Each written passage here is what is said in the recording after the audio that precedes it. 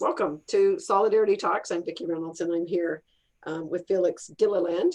And we're going to talk about queering anti-violence work.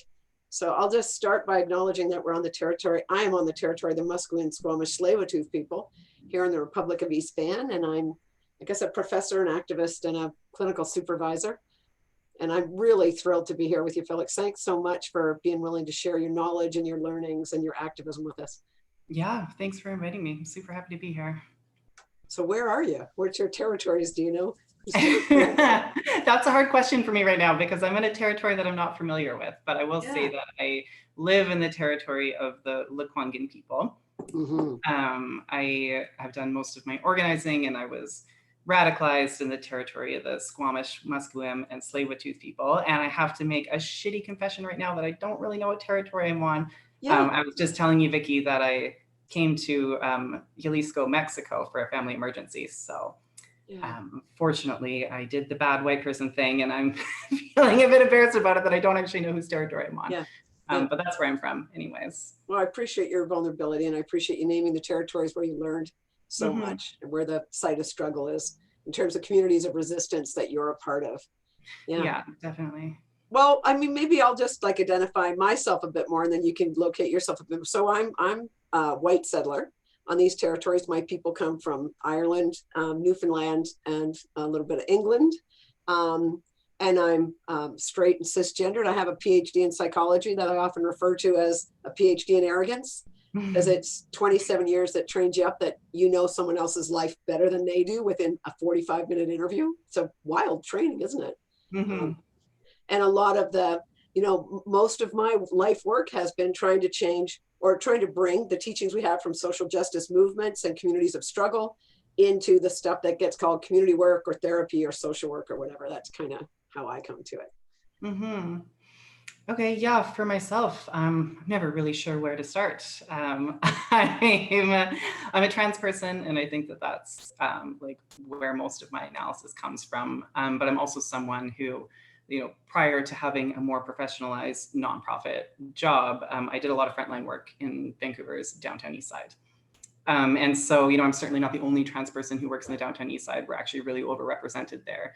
And I like to think a lot about the ways that there's a different analysis that we hold as trans people in the downtown east side. It looks a lot different than your standard Trans 101 kind of workshop-y stuff.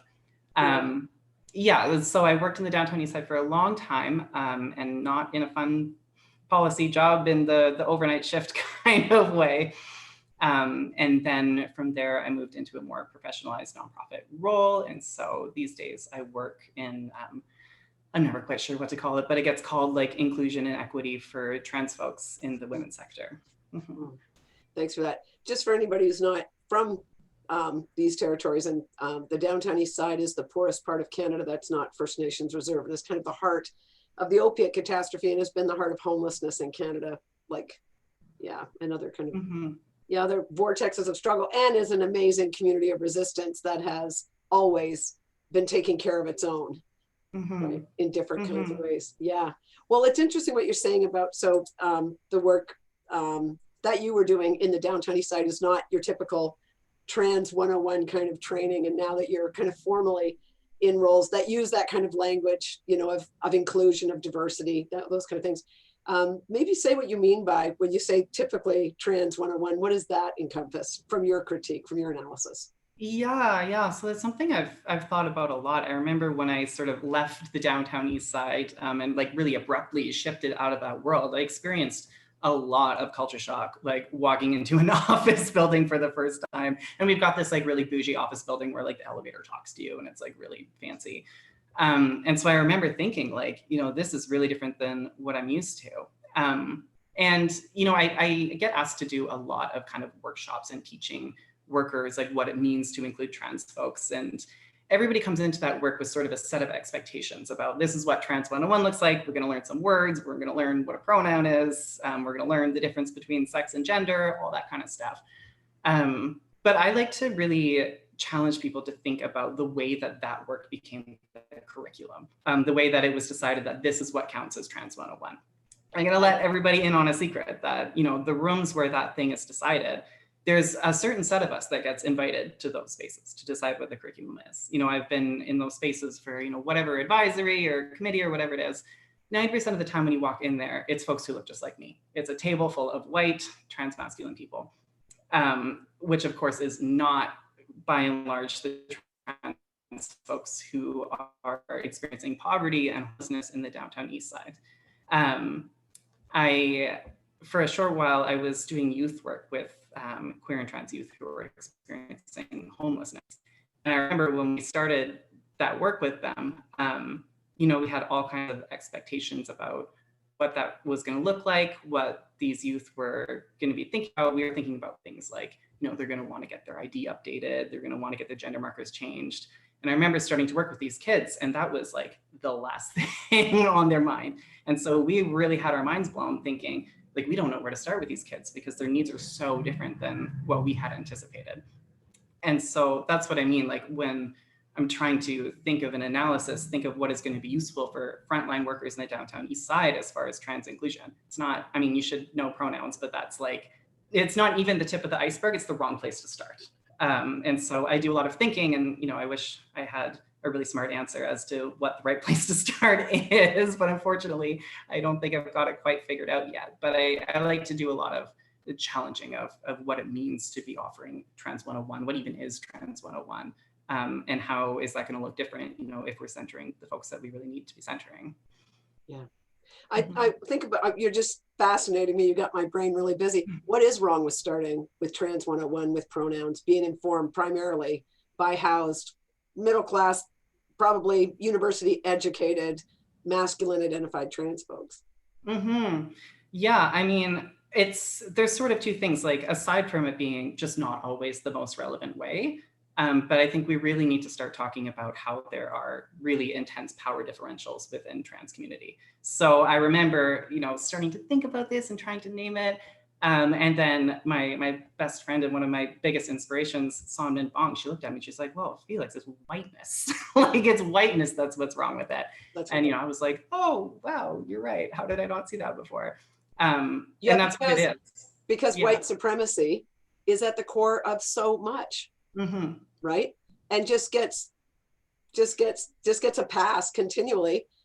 Yeah, it's just so uncomfortable and awkward to even name white supremacy as like one of the interlocking sites of oppression that actually is hangs out with patriarchy, hangs out with capitalism, all the rest of that, right? It's yeah. But I also think, as someone who's you know, identifying as a trans person, it's really hard to, it's intriguing and seductive, actually. Eve Tuck talks about this. Eve Tuck, Indigenous academic and professor, talks about settler moves to innocence. It's just so easy to move to transphobia and just ignore, you know, the white supremacy and the colonization. That's where we stand. I mean, I've been really informed by Indigenous folks, and Eve Tuck's one of them, and others, to, you know, start from a decolonizing place. I'm thinking of Riel Dupley Rossi, who works a lot with me right now, trying to come from a decolonizing place. If that's my intention, then I need to start with staying implicated as a white settler, no matter what these other, you know, and we have intersectionality, but it doesn't mean every domain of identity is equal either, right? So how did you come to this kind of analysis? Because it's, especially given the work that you were doing and in the downtown east side and stuff, it would be easy to try to locate yourself in your site of oppression only. And then the rest would be peripheral, right? You say, oh, and while this was going on, I was white, versus I'm white and. Yeah, Vikki, I really like that idea of the move to innocence. And, you know, I often say that, like, the bedrock of the way I think about things comes from, like, I don't have any education worth speaking of, or actually I shouldn't say that. I went through a really awesome addictions services sort of program at Vancouver Community College. You were one of my teachers there. And so it was this very practical, hands-on way of learning, but it's not academic. Like, I don't have a single letter after my name. Yeah. And so, yeah, having that bedrock in that sort of frontline service. And when you're a frontline worker in the downtown east side, it is impossible to ignore your privilege in that situation. Like you'd have to really, really want to have your head in the sand about it, because most of the time we're talking about like a physical desk. I'm on this side of the desk, you're on that side of the desk, and there's never any crossover whatsoever. And so coming from that background, it's, you know, this moving like moves towards innocence is like there's a physical desk in the way. It's a lot harder to sort of have that double think that's going to allow for that. And so I think that, you know, a lot of my analysis being rooted in there is you can't ignore the fact that you're in a place of privilege compared to the folks who you're working with. Yeah. And that spans, like I'm talking about, I don't often think of myself as being more privileged than like cis white men, but sometimes, you know, in the downtown east side, that's the case. That's the case. You know, identity politics be damned, there's a desk in between us, and it is what it is. Yeah. And it's interesting because one of the domains of practice you're going to talk about is anti-violence work. And I know as a woman, identifying as a cis woman, and I'm someone who's been poor during university for sure, and had extremely vulnerable jobs so that I could pay for school, where I'm waitressing into the middle of the night and then hitchhiking home or trying to get rides and stuff. That's where I had most of my sexual assaults or attempted sexual assaults and like physical assaults from men. But given that, you know, and that I worked at a rape crisis center, when I'm in the downtown east side, it is undeniable that I am safer than any Aboriginal man at any time in this country, no matter what privilege he's standing on, right? When I think about police culture, when I think about criminalization, when I think about colonization, you know, the psy-colonization, the ways that colonization is replicated in psychology, just like all of it stacked up. So it's humbling, right? It's a humbler. Yeah. Yeah, and that's that culture shock that I was talking about, of coming out of this place where the rubber really hits the road, and into this, you know, anti-violence office, where I think, you know, we might be a bit of an anomaly in this, but I'm the only person there who doesn't have any academic background. Right. And so like the shift is just so dramatic, in ways that, you know, instead of like, I do a lot of working to resist being, I'm trying to think of a better word than assimilated, but I can't. I'm trying to resist being assimilated into that way of thinking and that sort of that really narrow scope, and use that experience of that culture shock in order to recenter on an analysis that we really want to bring forward. Right. Well, tell me something about that, like not necessarily the culture. Well, the culture shock revealed to you the analysis you were bringing and how possibly unwelcome or certainly unpresent it was, right? Yeah. What were the things you were walking into that were so different, or that like drew your analysis to the fore for you? Yeah, I mean, I think, oh gosh, I'm not sure where to start. I know that, you know, there are so many folks working in what gets called the women's sector, working to change the women's sector. And it's so interesting, like everybody I talk to from this sector has the same sort of heartbreak and the same sort of like dual ways of thinking about it that I do. That on the one hand, you know, this is a space that really feels like home. You know, feminism is where I was radicalized. It's where I came into my politics. And at the same time, you know, we see that there's quite a lot of change that's needed, and a lot of change that's like very, very intensely resisted within the sector too. And so like holding these sort of two understandings at the same time is a lot to navigate through. And I know it's so funny, you know, I work with a lot of folks in a lot of different organizations, and there's always one like non-binary or trans person who's in different organizations and really struggling to make these changes happen. And, you know, I always say, you know, we need to have a club, or we need to have a happy hour or something so we can all get together and talk about it. Yeah. So one of the things I often say is that, you know, there's this pretty narrow ask of when we're invited into these spaces to make change. What people usually make it or mean is, you know, help us update maybe our HR policy, help us update our intake forms, or pick out some posters to put on the wall, or that kind of thing. That's the Trans 101 training as is, right? Yeah, thank you. So Trans 101 teaches us, you know, have a write-in option on your intake forms, which, don't get me wrong, you should do that. Let's do that. Yeah, and like the real asks of queering anti-violence is like, let's shift our analysis. Let's talk about harm differently. So one of the asks of queer anti-violence has to do with defunding police.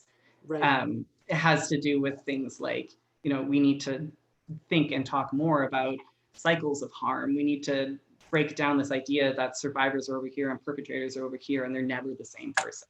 These are much more like fundamental questions that we're asking. Yeah, that just maybe to back it up for some folks, just talk about queering anti-violence work. Just that's a fabulous project you're in. It's great. It's talk that sings. What does it mean? Not necessarily to do it or to have, what is the project of queering anti-violence? I mean, that's a great question, Vikki. It's a lot of things. And I think, I often feel like I'm standing on the shoulders of giants because I know that lesbians did a lot of this work in the 80s and 90s when the women's movement was really focused on how cis men hurt cis women, which of course, like not only left out swaths of people, but again, it was like starting from the wrong point of analysis. Right. So when I'm talking about queering anti-violence, what I mean is like having more critical thinking about what harm is and why it happens. So I'm talking about, this is the same thing that Indigenous folks have been talking about forever. It doesn't necessarily help us to be pointing fingers at each other instead of looking at systems. Like a lot of harm happens in cycles because of colonization. For queer and trans folks, like in addition to that, a lot of harm happens because we don't have a means or a mechanism to talk about what consent might look like. There's so much shame in community that makes it very hard to talk about what harm is, what does it look like when it shows up. And so queering anti-violence really means shifting our analysis to something that might center queer and trans people, which of course is like a pretty different project than updating your intake forms. Well said. Yeah.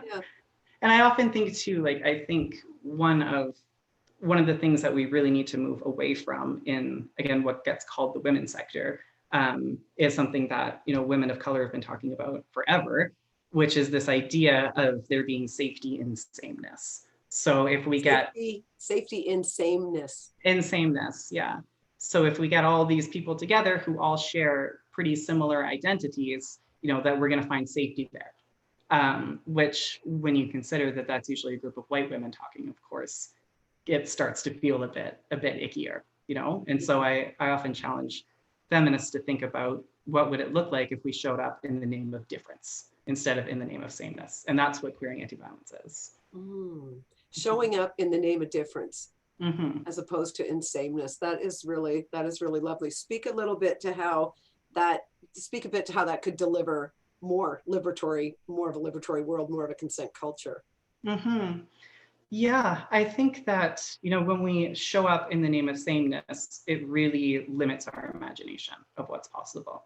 Yeah. So we assume that, if I'm speaking as somebody that once did identify as like a white cis straight woman. And so for showing up in the name of like what I would have wanted at that time, it looks like lock them up and throw away the key. Yeah. Which of course has become the rallying call of the anti-violence movement pretty broadly. Whereas if you ask me what I would need now as a trans non-binary person, it would look more like something we might call transformative justice, or it would look more like community accountability and community healing rather than calling the police. Right. And just and what's heartbreaking too, I mean, because I'm a prison abolitionist, I always have been. 30 years ago, I spent a decade of my life fighting the death penalty. I worked for 20 guys on death row and they were all executed, right? And it's interesting. The reason I got involved in that is I was living in California legally, and they decided they're going to kill people again. And, at that point, it was the end of the 80s. My issue was AIDS because I'd come from Botswana, Africa, which ended up having one of the highest percentage of infection rates for AIDS. So I was part of ACT UP and Queer Nation, which is how I got queered, but I went there because my students and people I loved in Botswana were dying. So I was there because of Botswana, and people were saying, that's that solidarity thing. People were saying, you're white, right? I'm like, yeah, my issue is in Botswana in Africa because they're my students. And they're like, well, you're obviously a dyke. And I'm like, I'm actually straight. They're like, wow, you can't care about AIDS unless you're queer or you're from Africa, right? And like that really, in the end of the 80s, that just busted shit up. But I got involved in working against the death penalty because I just thought in that moment, I'm always asking what's the best use of me. It was like, if this state is going to kill people and I'm living here, it doesn't matter how I'm here. I have to respond to that. But what's interesting, Felix, is that the critique I got was from feminists, that I was pro-rape and pro-femicide, because almost all of the men whose lives I was trying to have saved from being executed, murdered by their state, those men had raped and murdered women. And so it was about taking these carceral feminism and this line in the sand, as you're saying, about those men are monsters, they're dehumanized, and we're going to go kill them. And of course, one of the things I have said, and it's not original, it's an adage from death penalty work, is that everybody is so much more than the worst thing they've ever done. I was taught that by guys on death row. Everybody is so much more than the worst thing they've ever done. But I was an abolitionist from prison before that, because I'd worked with youth, like running canoe trips, kids from jail. Well, all the kids from jail were First Nations kids, and they were all poor. And it was like, what the fuck are we locking our children up for? And they'd done egregious things, but the things that had happened to them were never part of that analysis. Like, what is happening that a young Indigenous kid would kill a foster father? This is not a psychopath. You can use that language, you can label them, but it sounded, every one of those kids, when they were talking to me, I was like, good on you, you got out, you're alive, now you're locked up, And so always having, and I guess just being working class and poor, and never always knowing where I grew up with my people, because my family was criminalized because of being rum runners. They were Irish, so they weren't bondable, so they couldn't touch money, all those illegal communities. I grew up thinking this was a saying, was, if you don't think any situation can get worse, call a cop. It's going to get worse for someone, and it'll be the person with the least power, right? And then just always knowing that if you call the police, their first thought is not your safety. For everybody who thinks, and I think you're talking about that carceral feminism, right? For anybody who thinks that when you phone the police, their first thought is your safety, that is a real privileged position that has massive implications, right? Yeah, and of course, we know too that, when cops get called to domestic violences between two people that they read of the same gender, probably you're both going to jail that night. Because there is such this entrenched thinking that we don't understand what harm could be outside of like a cis man assaulting a cis woman.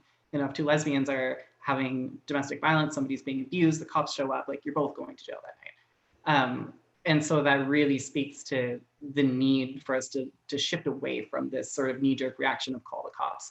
And the other thing too is, I think the feminist movement and the feminist sector really needs to be pushing back against the ways that we've become complicit in the carceral justice system through funding too.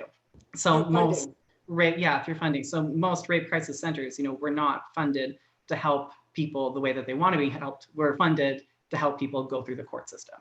Yeah. And so I think it was, it was maybe not the best move of the movement to start becoming so entrenched in this way of doing things, and to be professionalizing in this way that now we can't necessarily ask for what we want because our hands are so tied by these systems, which of course is the point of the nonprofit industrial complex, is to tie our hands to things that serve the state. Right, and the ways that the police are woven into absolutely everything, healthcare, education, just every piece. How did you get to a position of being anti-carceral as a feminist? Ooh, that's a good question. I'm actually trying to remember as you say that. I think the way I came to being anti-carceral, I'm going to assume it was through working in the downtown east side. There's no better way to get a crash course on what police brutality looks like than working overnight shifts in the downtown east side when there's no mental health nurses to call. But I think the way that I really, really came to understand it was through working with prisoners. As you've mentioned, Vikki, I've got a couple of folks that I write letters to, and we've become pretty close over the years. And that, even from folks who might not hold the same language or might not talk about it in the same way, it's, as you said, Vikki, like, nobody is the worst thing that they've ever done. So I'm good friends with folks who who have murdered, who are sex offenders. And you really I think I've had moments of feeling like that was a contradiction with my feminism. But, at the end of the day, we're here for folks who need us. We're here for a liberatory politic. And so I think that this idea of, we have a lot of thoughts where we want to make everything line up and make sense in our head. Part of me wants my feminism to be logical and consistent. Yeah. And that, of course, is really middle class thinking. It's very white thinking that everything has to make sense. There can be no contradictions. Yeah. And so I do feel that contradiction inside of me sometimes. And when that happens, I take a deep breath and I keep working. Yeah. This need to solve everything and put everything in its neat little box and make sense is not a politic that we need to hold. Yeah, I mean, I talk about my work as an anti-perfection project, naming perfectionism as white supremacy. It's white supremacy with patriarchy, that you don't say anything publicly until you can back yourself up perfectly and you get it all right first. As activists, right, we respond to oppression in the moment with action. And then we theorize, and then we reflect on practice, and then we make repair if we've ruptured, right? But we're not going to respond with white supremacy. Say, whoa, wait now, Felix, we better have a meeting. We don't want to do anything wrong here. We don't want to ever see not having our total shit together, right? And that messy, the ethics of messiness, right? Yeah, no, Vikki, I think you're right. Moving, like I said, very quickly into working in a professionalized nonprofit role, I'd had like some experience in sort of activist spaces and like been around a little bit. But one of the things I remember from those early days was a real feeling of pressure of I need to not fuck up. I need to make sure that everything that goes out of this organization is perfect. The I's are dotted, the T's are crossed. And there was a real reason for me to be afraid of that too. And that's because, queer and trans community is not always the friendliest to our own. There's not always safety to be somebody who's visible or someone who's called on to speak for the queer and trans community, because we're a community with a lot of pain, a lot of hurt that lives inside. And when it's not possible to punch up, we see a lot of lateral violence that happens. Yeah. And so there's this pressure to perform in a certain way and to be perfect. And at the same time, like I knew that perfection was not the liberatory politic that we needed. And so that's something that I struggle with every day. Yeah. Yeah. There's a lot in what you're saying. One thing is I'm often asked if I can help respond to lateral violence and do workshops on it. It's like, it's not language I like at all, because there's nothing lateral about it. It's just violence. And it's in communities of struggle, we need to acknowledge like some of that violence isn't from the community. Like you're saying, take that down to the ground, to where that violence starts with capitalism, with colonization, with patriarchy, right? It's, we use that term a lot in Indigenous communities and all kinds of communities of struggle, right? That it's lateral violence, but it's actually, like you said, there's just a hell of a lot more suffering and harm that's been caused because of real structures of oppression, right? This isn't, again, all this stuff continually gets used by psychology to prove that certain communities are not mentally well, right? Yeah. So that's where I get resistant to that kind of thing. But I appreciate I appreciate that. And that embracing the messy, and the very real fear of that, because the repercussions are real. Yeah, and the costs are real.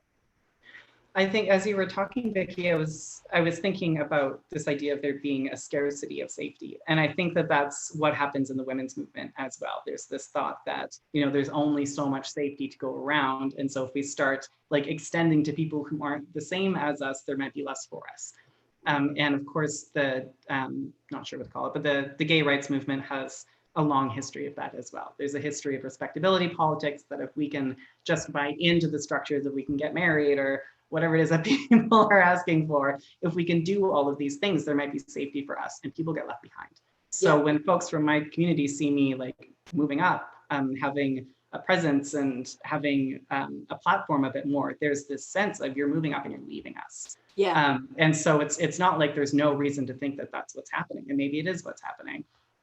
But between, I think, both queer community and the feminist movement or sector, there's this idea of a scarcity of safety that is, I think, where a lot of that violence comes from. And a lot of that comes from capitalism, right? The commodification of human experience, the commodification of safety. I continually, all of the teams that I'm working with who are struggling, for example, in the opiate catastrophe, we have a scarcity of resources and like a massive amount of need, right? Meanwhile, Trudeau, the prime minister, comes up with $4 billion for the pipeline just in one shell out in a 48-hour period with no fucking consultation to anybody. So where's the scarcity of resources for those fuckers? You know, it's like, where is this scarcity? Like this whole mythology of scarcity when we're in abundance, right? And I think like which communities are the communities and which human experiences that are commodified become scarce, right? Yeah. But I wanted to, like as you were talking, you had me thinking about Dean Spade, trans activist and law professor, I guess in Washington state now, when Dean Spade talks about social justice trickles up, you know, that Reaganomics and neoliberal politics has this idea that, you know, if we make all the wealthy wealthier, it was going to trickle down. How'd that work for us? Well, it created more billionaires, right? But that social justice is the same thing. This idea that if we're working for example, gay marriage, which I did work for gay marriage, but if we're just working for gay marriage, you know, that's going to make things better for people that marriage make things better for, which is people who want to get married to save on their taxes. Those are not folks in poverty. Those are people paying tax, right? People who want to adopt babies, people who want to bring their lovers from other countries. I mean, those are great rights people should have. But when you focus on that, it doesn't trickle down. It just makes things better for those folks. And as Dean Spade says, right, you make things better for a trans woman of color who's been criminalized, you make things better for everybody. And thinking about Bell Hook's ideas that it's always margin to center in feminism. It's always people on the margins in communities of struggle who fight for things that make things better for everybody. And that, for me, that's, you know, because I was involved in the transgender free clinic in Vancouver for like setting it up for 7 years and stuff. And it's like that, you know, that makes having a trans free health clinic where people have radical autonomy, where people had something called radical informed consent, that people were trusted with their bodies, you know, autonomy being the ethical principle of being trusted with your life. That changed healthcare for me, for everybody. The idea that there were doctors and nurses, and I guess psychologists or psychotherapists, willing to take risks for their own licensure and professionalism and shit, to say, actually, no, we're going to have radical informed consent. If people are able to make a decision for their own body, we're going to actually trust that. I mean, who does that in healthcare? You know what I mean? It was just, so it's, again, I think that started to get me thinking in all of the work I do in drug and alcohol counseling with survivors of torture, with all of them. It's like, wait, when are we moving into patriarchal ways of being, paternalism? And when are we actually using autonomy? And I just think, I just think for me, I owe the trans community a huge debt for how they radicalized my engagement with autonomy. Yeah, and this, I was thinking a lot about when we're talking about centering the margins and professionalization, you know, there is a real history of that respectability politic in gay and queer movements and communities. And so there is this thing that happens, you know, we're starting to see, similar to the Trans 101 piece, we're starting to see a standardization of what it means to include trans people. We're starting to see a standardization of like these ideas of what the trans community is asking for. So what we're asking for is not like, make it easier for us to jump through the hoops to get our hormones, but as you're talking about, like, just give them to us. And those are two really different things. Really and different. So, yeah. And so there's this thing that happens when folks, you know, sort of get scooped up into this nonprofit system that can really be a means of watering down our politics as well. So I'm working in nonprofits, and like, don't get me wrong, I really appreciate and I love my work that I do, and my organization is amazing. And at the same time, you know, it's harder for me to say things like, just give me my fucking hormones. Because, you know, there's this small world of folks working in it. There's things like reputations and professionalism that are always at stake. Yeah. And of course, that is largely, I don't mean to sound so cynical, but that is largely the point of nonprofits, is to take up, you know, activists who might be pretty loud and pretty spicy, and to turn us into these like subdued little office workers. And so it can be a real struggle to resist that and to keep saying the things that we want to say. What I'm thinking about is the politics of being co-opted. And I mean, I've continued to struggle that in every position, every place I've ever worked, right? Am I lending my professionalism, my solidarity, my reputation, the analysis people have brought to me, I am lending it to this project, being a part of this, right? And am I, and I just think always asking yourself those kind of questions, like, is this actually contributing to liberatory change, or is this just straightening me out? Am I becoming more dominant cultured? Yeah. You know what I mean? And in the end, I think the other thing I was thinking about too, Felix, is this idea that someone said this at Feminist Deliver last year that I thought was brilliant. I forget who said it, but they were, I believe they were talking as an Indigenous woman, but they were saying when you're the first, you're the only. There's something about being the first, but man, you're also the only. And I was thinking about this as a thread as you were speaking, just like tokenist politics and ideas about, quote, inclusion. And that, okay, so we've hired a trans non-binary person here. It's like, yeah, and now we expect them to what? Change the whole fucking place on their back, or worse, like you said, assimilate and make it sure that it looks like, that it looks good, right? I mean, this is not a new critique, but this whole idea about inclusion and the limitations of it. You know, no, I don't know any trans folks. I don't know any trans non-binary people or two-spirit people who wanted to be invited to a table that's cis-normative and is trying to keep things the same. That's not an invitation, right? And I'm just thinking about James Kelly is the executive director of Peak House. That's a drug and alcohol program I'm the clinical supervisor of. I've been there for over 20 years. But James transitioned to be a trans man as the executive director of Peak House. And we wrote an article about beyond inclusion, you know, and beyond exclusion, something about, you know, creating transformative space, you know, and just what I thought was so hopeful about that too, is it wasn't about hiring one worker who's non-binary. It's like, how about the person at the very top?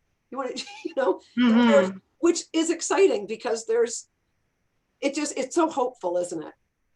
Yeah, I do think, like, you know, doing this work is really intense and some days are hard, but I do have a lot of hope. It was so hopeful for me to be invited back into feminism as somebody who was once kicked out of it.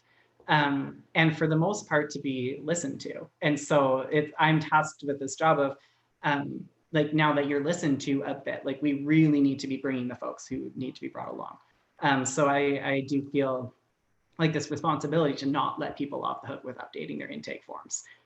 Because I do have this platform and like, there's that hopefulness that I have. And I know that not all trans people have a lot of hope for feminism.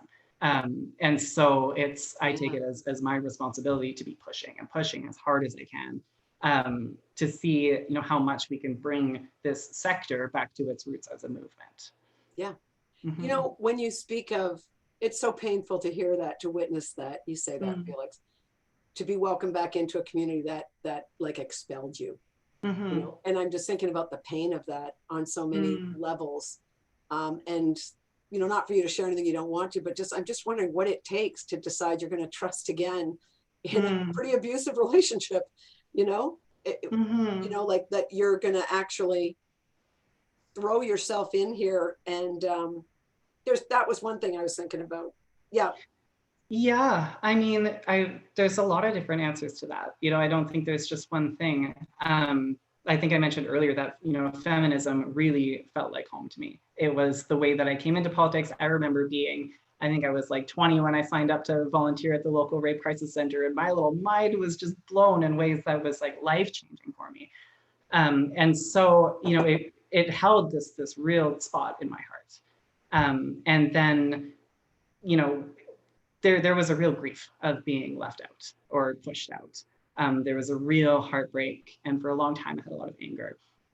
And then at the same time, you know, other things started happening. I remember moving more into queer spaces and into queer organizing, and I remember thinking, like, where's your feminism? Like, I think in a lot of queer spaces, and like I hesitate to say this, but, you know, could use some work on the feminism front and on the sexual violence front, things like this. Like, queer people need feminism. And so I remember feeling like there was a real lack there.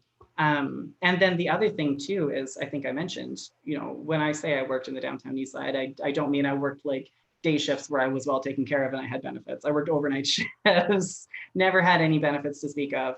And so part of it was this really wanting to be realigned with this movement that meant so much to me. And part of it was like, you know, I was experiencing a lot of violence at my work. And so the opportunity to have a desk job, you know, it was looking pretty nice to me at the time. Yeah. So I also think about, there's two things. So the one was the amount of work you've had to do to work towards repair of the ruptures caused against you. and on whose back that went forward, like Mm-hmm. which was on you, right? Mm-hmm.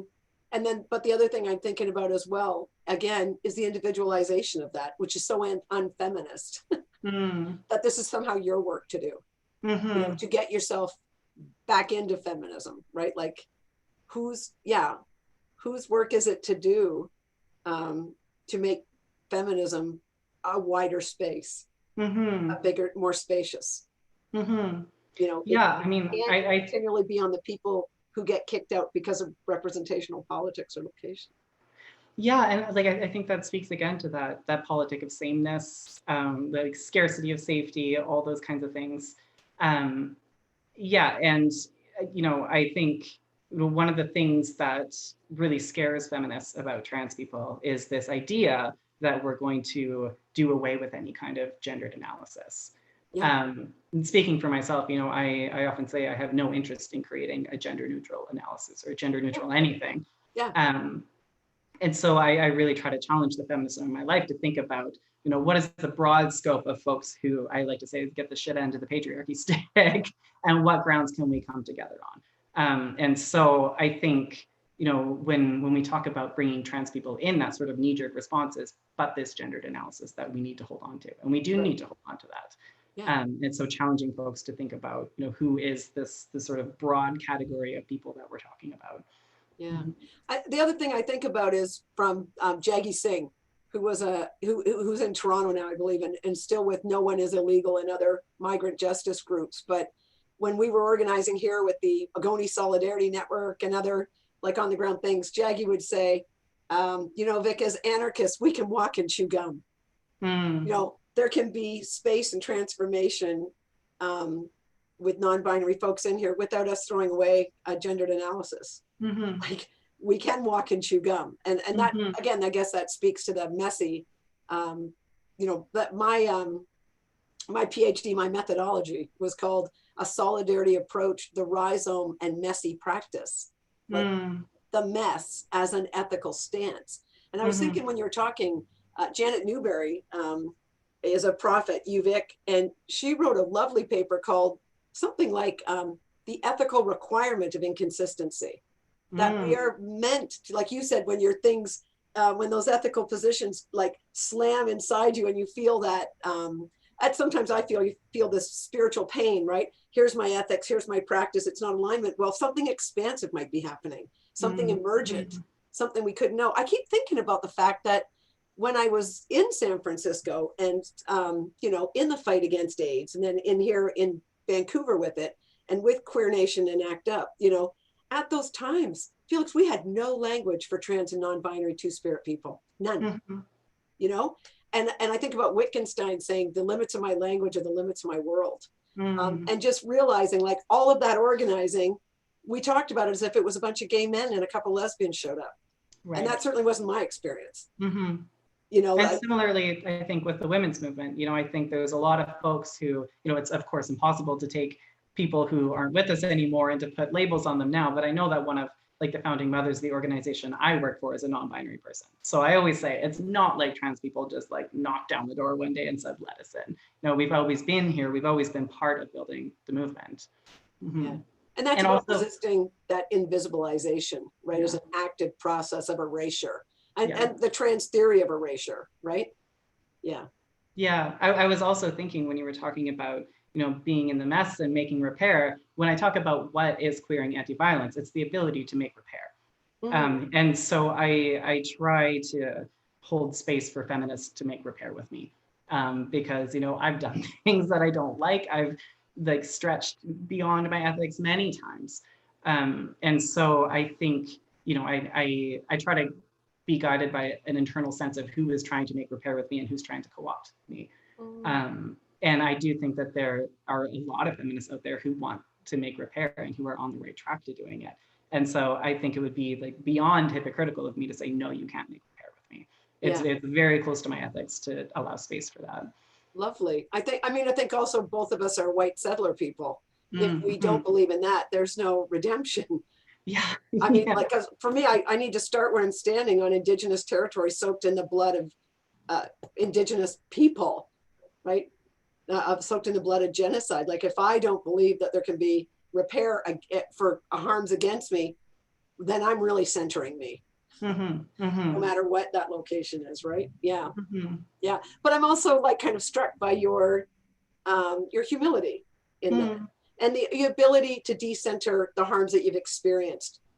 I think one of the mythologies, especially for social movements that try to move smoothly and try to move like as if the nonprofit. I was given a workshop for a rape crisis center somewhere else in the world, and they kept saying the anti-violence sector, and I said sector, huh? I was pulling a Judith Butler, right? Butler was asked, "What now that you've got gay marriage, what do you think about that, Judith Butler?" And she said, "Marriage. Why two?" Always going for the next thing. Do you know what I mean? Yeah. But anyway, they kept saying the nonviolent sector, and I was saying this sector. When did we become a sector? When did we stop being a movement? They're like, "Oh, what a great analysis!" And I was like, "Oh my God, like, wait, that's the oppressor's language, calling you a sector, like you're a piece of a business model or a city planning model or something, as opposed to this came from this is the grassroots movement here that got funded." And that's capitalism. And for many of us, that's been the end of many a good thing. Which is, we are in capitalism. People need to be paid. Everything shouldn't be voluntary. I mean, it is messy politics, but holy hell, man. One of the questions I'm always asking in organizational work of any kind and in movement work is like, where's the accountability to funders? Where's the accountability to who are you serving? Who's at the center? Because most accountability structures are structured around funding. Yeah. Oh, 100%. And it's so like almost impossible to avoid that working in a nonprofit too. And so there's this relationship that exists between collectives or movements and nonprofits. And I do believe that there's a role for each. Like I think we have our things that we need to do sort of from both directions. Yeah. And people say this all the time, but I do wish that there was more room for us to learn from each other and to work together. And so like one example that I give is, it's not comfortable to be coming from a nonprofit all the time. And as we're talking about doing transformative justice work from the area of a nonprofit, I know that in queer and trans community, we talk a lot about transformative justice. We like to talk about having transformative justice circles. And, those things aren't easy. They take a lot of time. People have 2-3 jobs. And so when we look at who is being invested in like that from community, it's not like trans folks who are on the spectrum and have trouble making friends. They're not getting TJ circles when they do harm. It's not people who don't have that kind of social capital. The folks who are getting invested in for transformative justice is folks who have the social capital. People want to keep them in community. And so my hope is that as nonprofits start taking that up, one of the things that we can do is to be offering a more like equitable investment in folks. So as a nonprofit worker, it doesn't matter to me if this person's my friend or not. In fact, they probably shouldn't be. And so we have the opportunity to invest in folks who might not otherwise be invested. And that's a good use of nonprofits. Yeah. There are good uses of nonprofits, believe it or not. But it is always a struggle to be keeping us working in the way that we want to be working. No, that's exciting to hear about.